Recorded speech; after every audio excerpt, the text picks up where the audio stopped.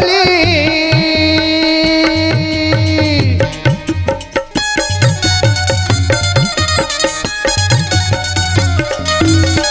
मीठी मीठी बाबा के बोली गिरौदी में छागे ना तन मन माँ समागे बाबा मोर अंगे अंगे माँ समागे तन मन माँ समागे बाबा मोर अंगे अंगे माँ समागे मीठी मीठी बाबा के बोली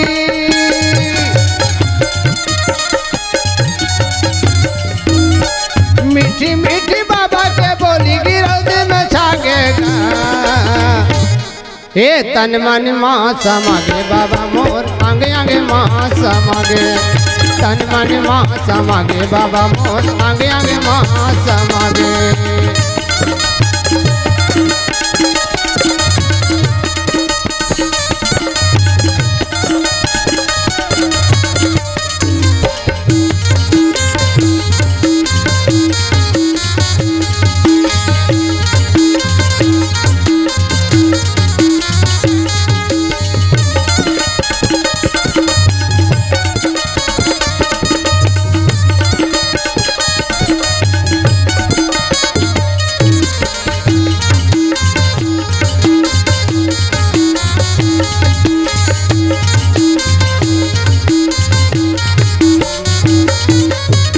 तोरी निर्मल काया में दुनिया मोहागे तोरे निर्मल काया में दुनिया मोहागे ये तोरे दया पाके जे कर दुख हजागे हाँ तोरे दया पाके जे कर दुख हजागे हाँ तोरे दया पाके जे कर दुख हजागे ये काका भतीजा के भतीजा के तय भाग जगाए तन मन माँ समागे बाबा मोर आगे आगे माँ समागे तन मन माँ समागे बाबा मोर आगे आगे माँ समागे तन मन माँ समागे बाबा मोर आगे आगे माँ समागे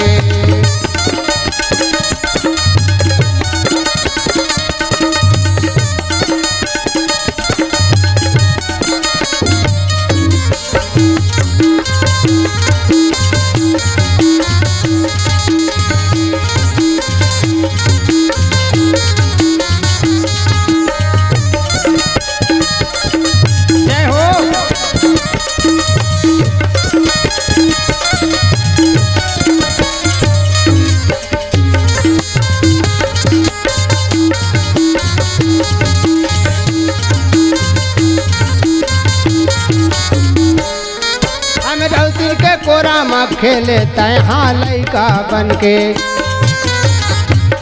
हमें दिन के कोरा में खेले तहाँ लैका बन के आसला पूरा करे तहाँ दुल्हन मन के आसला त पूरा करे भक्त मन के भंडारे पूरी माँ बाबा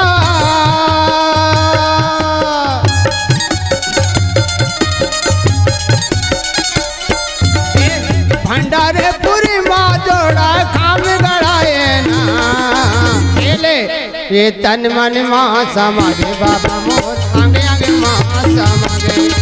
तन मन माँ समागे बाबा मोर आगे आगे माँ समागे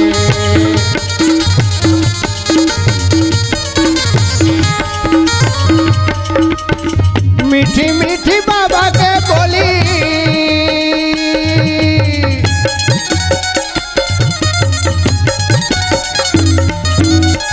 मीठी मीठी बाबा के बोली गिरौद माछा के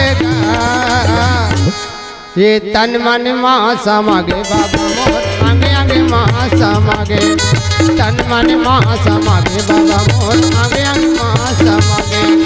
तन मन माँ समागे बाबा मोर आगे आगे माँ समागे तन मन माँ समागे गुरु मोर आगे आगे माँ समागे तन मन माँ समागे बाबा मोर आगे आगे माँ समागे। बोल गुरु घासीदास बाबा की जय।